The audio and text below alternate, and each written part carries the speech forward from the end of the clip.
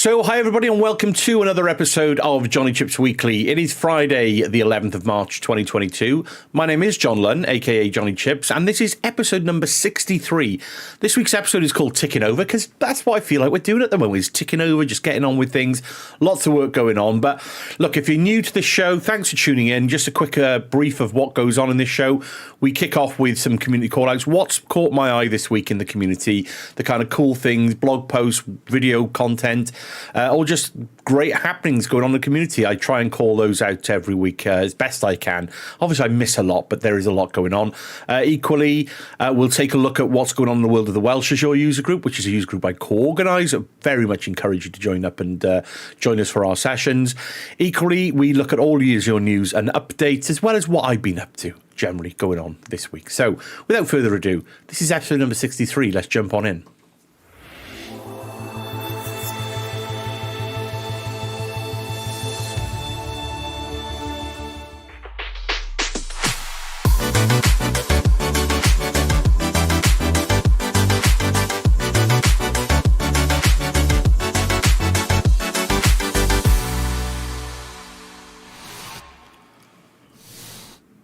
So, hey everybody, thanks so much for tuning in. Really is a pleasure to have you here joining me this week.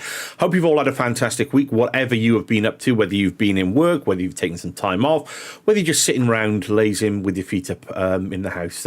Hope you've had a fantastic week, and it is Friday, so we're all nearing the end of the week and we can crack on with something. Well, for those of us that work on weekends, then we might just be working again, but hey ho. Okay, without further ado, let's just jump straight in and we'll kick things off with some community call-outs for the week.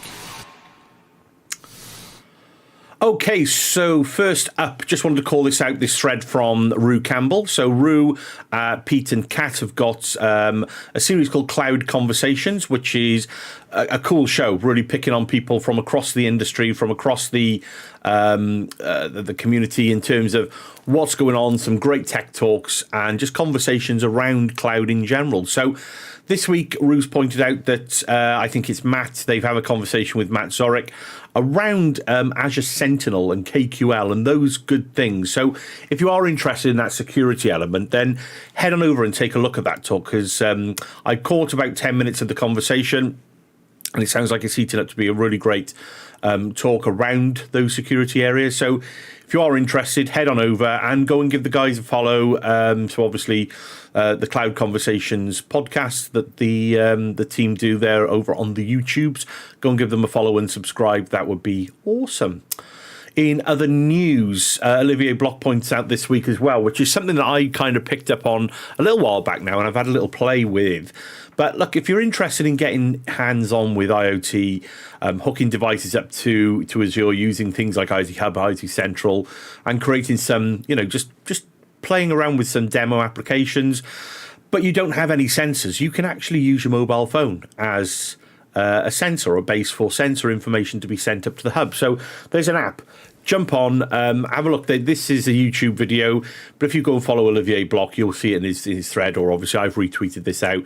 But there is a smartphone app that you can download for iOS or Android that will turn your device into an IoT sensor that you can hook up to those things within the cloud, which is great to see.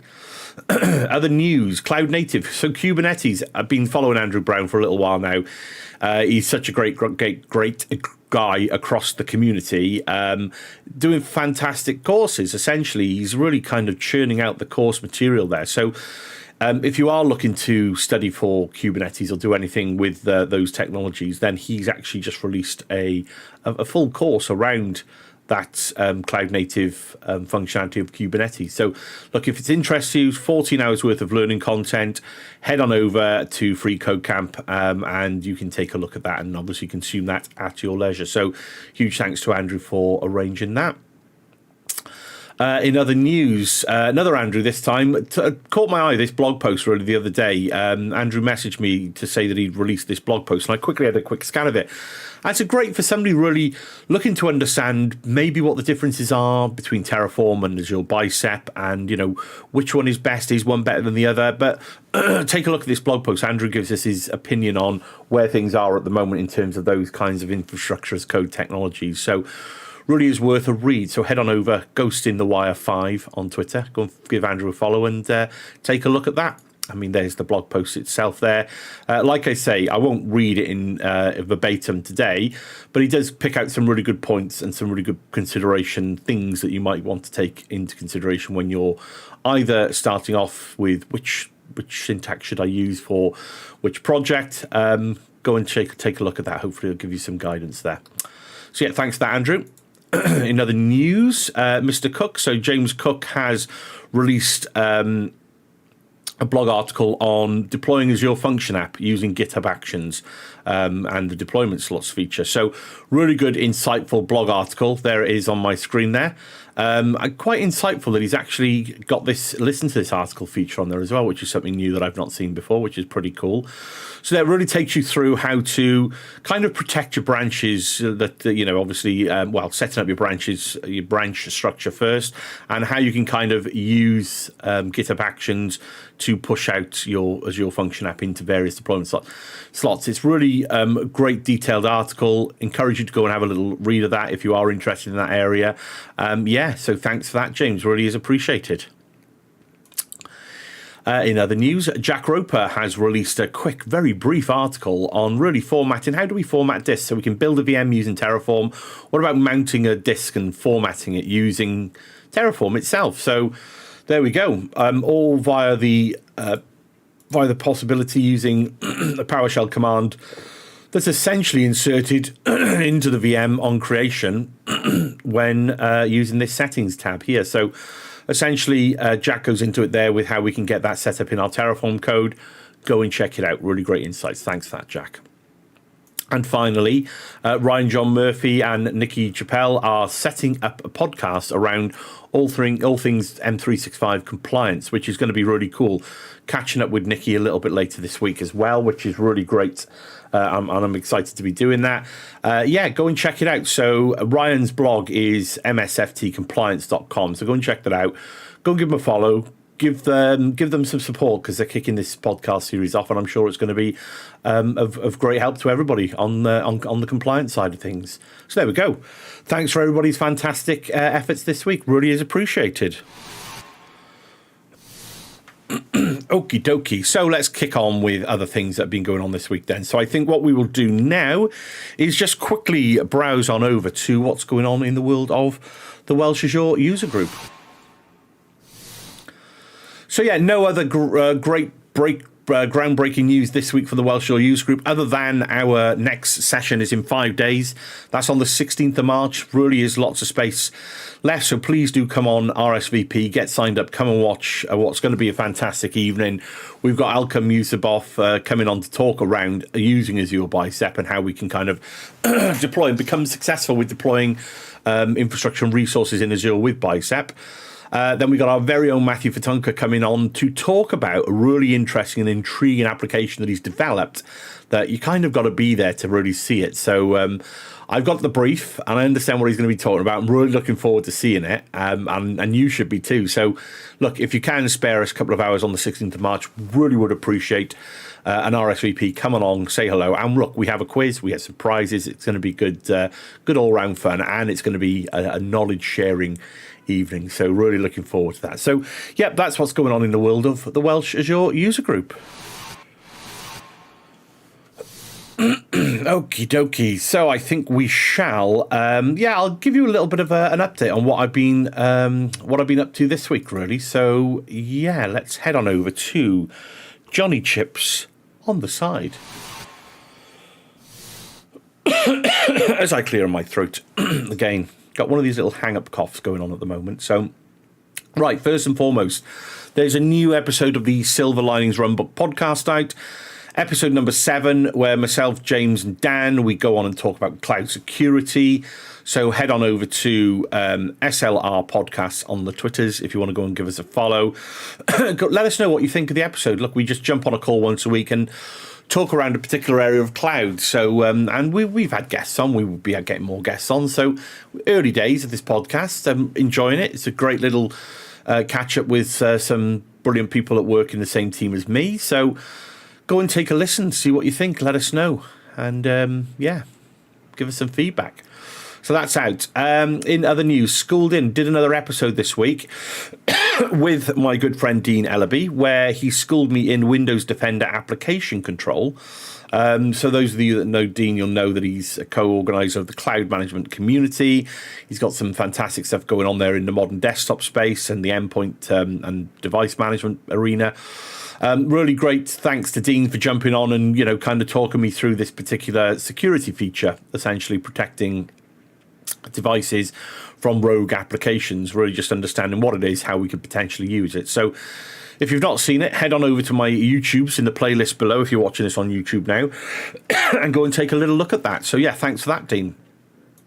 And with it being Friday, first and foremost, just want to give Vanessa a great shout out for being an awesome guest last week. If you missed that episode, it's there available to play on catch up. Great in conversation with Vanessa Anderson. We really covered a whole heap of really important areas within our industry. So really good fun, great person in the community as well. If you're interested, go and check that out. Go and give that a watch. That would be really appreciated. But as it is a Friday, we've got another episode coming out tonight, and it's with none other than Mr. Dean Safola. So yes, Azure Academy himself, Mr. Dean Safola, joins me tonight to talk about content creation, Azure, his history into, how he found himself working within Fast Track within Microsoft, and why he does YouTubing and how he does it. So it's a really good, fun conversation. Like I say, I feel like I've known Dean for years through watching his content myself. Some great, invaluable content that Dean has created over the last few years. And it's a great, fun conversation and privilege to have him on the show and have a chat with him. So really looking forward to that. Please do join us. That'll be going out 6:30 p.m. GMT this evening. If you want to come and say hello, that would be most appreciated. And I've been catching up with a bit more drone flying. So yes, took it up the Welsh Valleys, gave the drone another outing this week as well, which was good fun. I'm really looking forward to getting stuck in with trying to kind of use the DJI SDKs to really see what I can do with hooking into the drone, the drone capabilities and kind of pull those out and do something with feeding that data into the cloud. So really looking forward to having a play on that front. That's it for this week. Okie dokie, and finally then, we shall crack on over and look at our Azure news and updates for the week.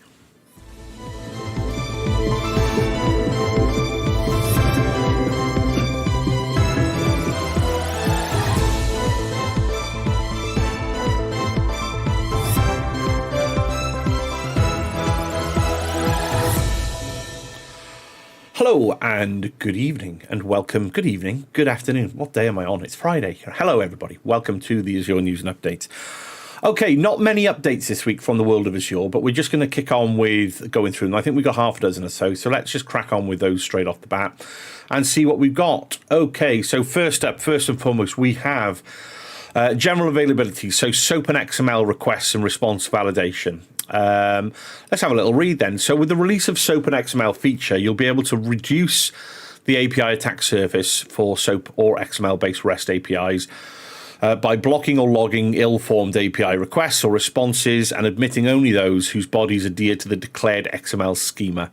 So the validation policy now supports custom schemas in addition to the schemas specified in the API definition. Okay, so there we go. That's a great security feature there being released for APIs. Public preview, schedule automated emails of your saved cost views. Interesting. Okay, so stay informed about changes to your costs in Azure Cost Management and Billing with scheduled emails. So from cost analysis, select a private or shared chart view, click the subscribe command to manage all emails for this view, then click add to configure a new email alert. You can subscribe to daily, weekly or monthly updates and can even share those views with people outside the portal. So learn more how to subscribe to cost alerts and configure daily alerts for your costs today and cost analysis.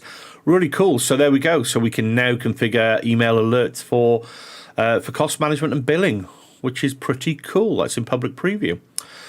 Next up, generally available, Azure Chaos Studio Key Vault and Classic Cloud Services Vault. So Chaos Studio now has vaults available for Key Vault and Classic Cloud Services. The Key Vault Deny access fault blocks all network access to a key vault by temporarily modifying the key vault network rules, preventing an application dependent on a key vault from accessing secrets, keys, and or certificates. And the classic cloud services shutdown fault stops deployment, simulating a service failure. Fault details are available in the fault library, and these faults can be used in experiments created via Azure Resource Manager template or REST API. Adding these faults to an experiment using an experiment designer in the Azure portal will be available in the coming weeks. Pretty cool. Other news, public preview, Azure backup support for Trusted Launch Azure Virtual Machine. So Trusted Launch is a seamless way to improve the security of Generation 2 VMs. Protects against advanced and persistent attack techniques by combining technologies which can be independently enabled, like secure boot and virtualized version of TPM, so that trusted platform module. Azure Backup is previewing the support of Trusted Launch VMs in all regions, in all Azure regions where Trusted Launch Azure VMs are available. So you'll be able to configure the backup of your Trusted Launch Azure VMs through an enhanced policy and enable backup through Recovery Services Blade and Manage Blade and Create VM Blade. So take a look at that if that is of interest to you. Other news, public preview, Azure Purview workflows. So manage approvals for business terms or self-service data access requests for your entire data estate. Azure Purview workflow empower you to create and achieve, they empower you to achieve, create, update, and delete validations and approvals using repeatable business processes with more control and less effort. You will not need to manually control such things as emails, so you don't need to use those manual kind of controls. Worksheets or review to approve changes in your Purview account. So yeah, if you are into that data governance and you are looking for that, go and check out Purview and look at those public preview features now. And finally this week, public preview again, on-demand capacity reservation with Azure Site Recovery Safeguards VMs failover. So what have we got here then? So out this week in public preview is Azure Site Recovery is now integrated with the on-demand capacity reservation and available in public preview. With this integration, you can leverage the power of capacity reservations with site recovery to reserve compute capacity in a disaster recovery region and guarantee your failovers. When you assign a capacity reservation group, a CRG, for your protected VMs, site recovery will fail over the VMs to that CRG. Additionally, when on-demand capacity reservation reaches general availability, a compute SLA gets added to the existing site recovery's time objective, that RTO, of 2 hours. So that's pretty cool then. So if you are looking to obviously put those safeguards in place using ASR, then that's now available. Well, it's in public preview for you to have a little play around with. So go and check that out if that is of interest to you. Okay, and that is the Azure news and updates for this week.